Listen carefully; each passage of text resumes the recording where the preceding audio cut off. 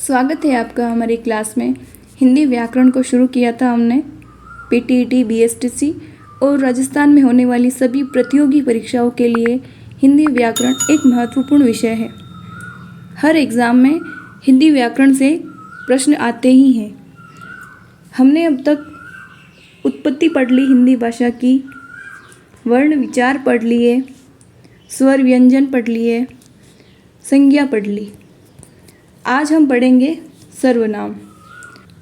School में जब से पढ़ रहे तभी से अब हिंदी व्याकरण पढ़ रहे हैं। हमें स्कूलों में गुरुजी ने, मैडम ने बहुत पढ़ाया है, तो हमें इसका नॉलेज सभी को है, सब ने पढ़ रखा है। लेकिन हमारी ये क्लासेस जो है आपके रिवीजन के लिए है। आपके रिवीजन की दृष्टि से हम आपके लिए हिंदी व्याकरण की क्लासेस लेकर आए हैं। तो आज हम सर्वनाम पढ़ेंगे। सर्वनाम दो शब्दों के योग से बना सर्वनाम अर्थात जो सबके नाम के स्थान पर प्रयुक्त हो उसे सर्वनाम कहा जाता है। कुछ उदाहरण से समझिए। मोहन 11वीं कक्षा में पढ़ता है। मोहन स्कूल जा रहा है। मोहन के पिताजी पुलिस है। मोहन की माताजी डॉक्टर है। मोहन की बहन खाना बना रही है। जैसे कि आपने ये पढ़ा तो आपको सभी जगह मोहन मोहन मोहन मोहन मोहन, ये क्या है? मोहन संज्ञा है, व्यक्तिवाचक संज्ञा। लेकिन मोहन मोहन मोहन सभी जगह पढ़ के एक वाक्य में क्या है कि नीरसता आ जाती है, अरुचिपूर्ण बन जाता है सभी जगह संज्ञा का बार बार प्रयोग करने से। तो उपयुक्त वाक्य में मोहन संज्ञा है, इसका प्रयोग बार बार हुआ है।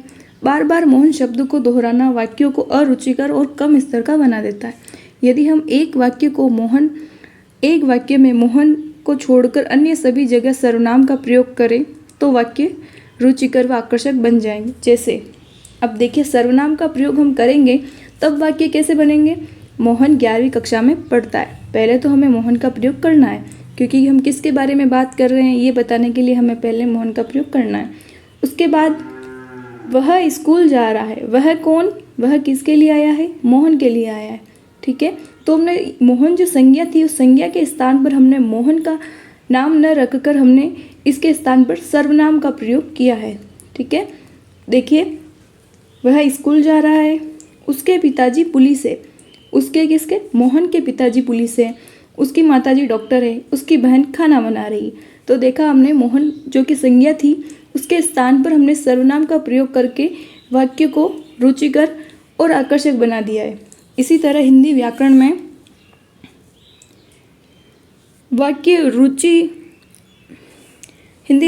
वाक्यों की अरुचि न बन जाए, उसमें कम स्तर का न हो जाए, इसीलिए हमें संज्ञा के स्थान पर सर्वनाम का प्रयोग करते हैं। बार बार संज्ञा का नाम दोहराकर हम वाक्यों को नीरस बना देते हैं। तो चलिए आगे देखिए, सर्वनाम की परिभाषा पढ़ लेते हैं एक बार। परिमोहन थी।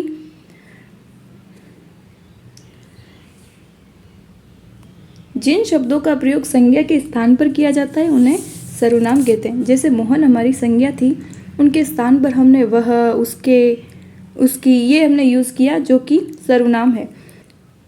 मूलतः सर्वनामों की संख्या 11 है। कितनी है? 11। मैं, तू, आप, यह, वह, जो, सो, कौन, कोई और कुछ आदि, ये सभी सर्वनाम है। उदाहरण, गीता पढ़ने में बहुत तेज है। गीता क्या है? संज्ञा है।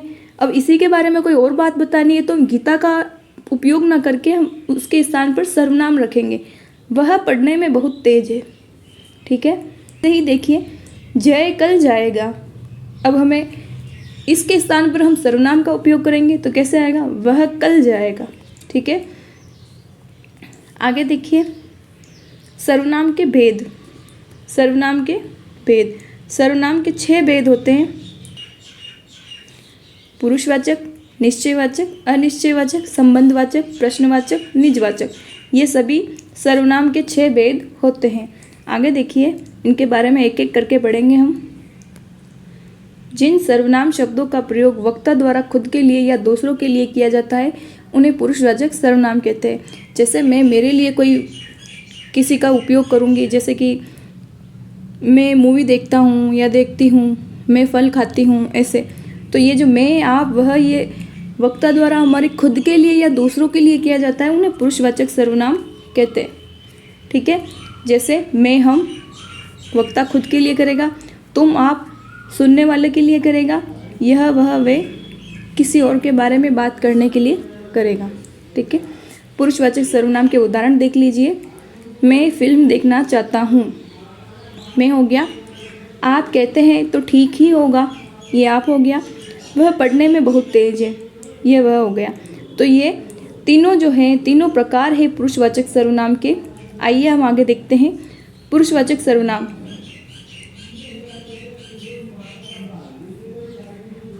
पुरुषवाचक सर्वनाम के 3 प्रकार होते हैं, उत्तम पुरुष, मध्यम पुरुष, अन्य पुरुष।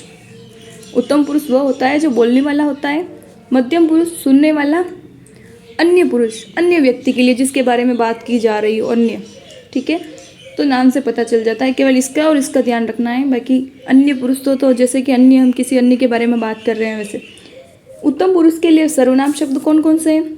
मैं, हमारा, हम, मुझको, हमारी, मैंने, मेरा, मुझे आदि। ये उत्तम पुरुषवाचक सर्वनाम के शब्द है।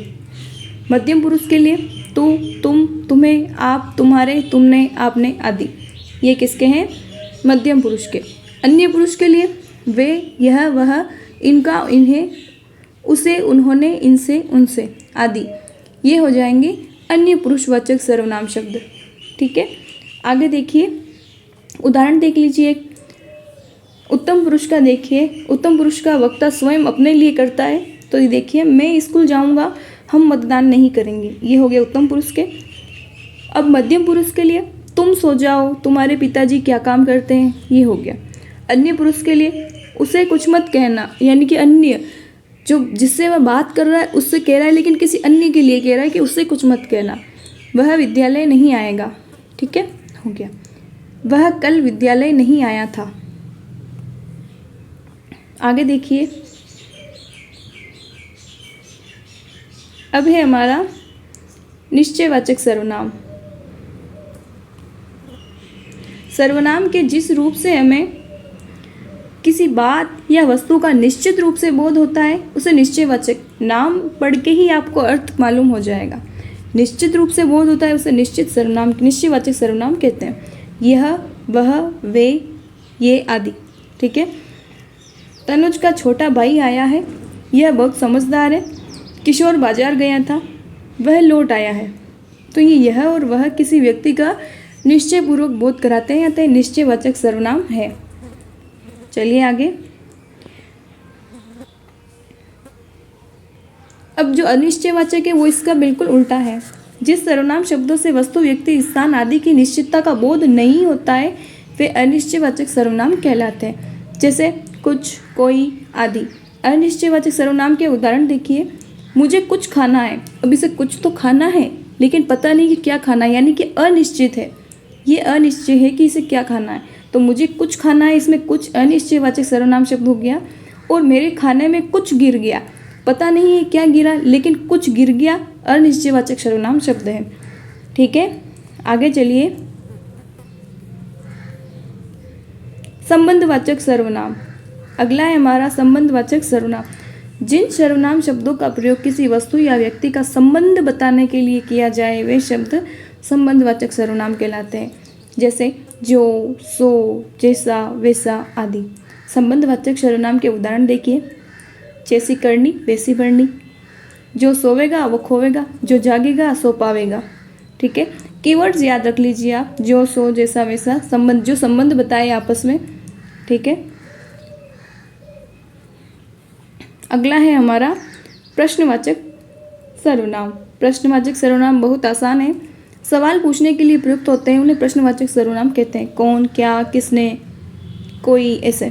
ठीक है, प्रश्नवाचक सर्वनाम के उदाहरण देखिए। टोकरी में क्या रखा है, यहाँ मिस्टेक हो गई है, यहाँ प्रश्नवाचक चिन्ह आना चाहिए था यहाँ पे। बाहर कौन खड़ा है, इसमें क्या और कौन, ये जो है ये प्रश्नवाचक सर्वनाम शब्द हो गए। ठीक है, आगे देखिए। निजवाचक सर्वनाम, जिन शब्दों का प्रयोग वक्ता किसी चीज़ को अपने साथ दर्शाने या अपनी बताने के लिए कहता है, निजता बताने के लिए। मैं अपने कपड़े स्वयं धो लूँगा, ये इसमें अपने आप की निजता बता रहा है, इसलिए इसमें निजवाचक सर्वनाम होगा। मैं वहाँ अपने आप चला जाऊँगा, इसमें किसी चीज़ को अपने साथ या अपनी अपनी बताने के लिए, खुद का उसके ऊपर निज बताने के लिए ये कह रहा है। ठीक है, तो ये निजवाचक सर्वनाम हो गया। यहाँ एक बार फिर से एक दृष्टि डाल दीजिए। पुरुषवाचक सर्वनाम में मैं, तू, वह, हम, मैंने, हमने पढ़ा था। पुरुषवाचक सर्वनाम 3 प्रकार का होता है, उत्तम, मध्यम, अन्य। निश्चयवाचक सर्वनाम के यह, वह, निश्चय होता है जिसमें निश्चय का बोध होता हो। अनिश्चयवाचक जस्ट इसका उल्टा है, कोई कुछ अनिश्चय हो। संबंधवाचक आपस में संबंध बताता है, जो जैसे वैसे सो। प्रश्नवाचक सर्वनाम शब्द में कौन, क्या, क्वेश्चन मार्क आ जाता है, क्वेश्चन जिसमें हमें प्रश्न का बोध होता हो। निजवाचक सर्वनाम में अपने स्वयं के लिए प्रयोग किया जाता है। तो ये हो गया हमारा सर्वनाम। ठीक है, धन्यवाद।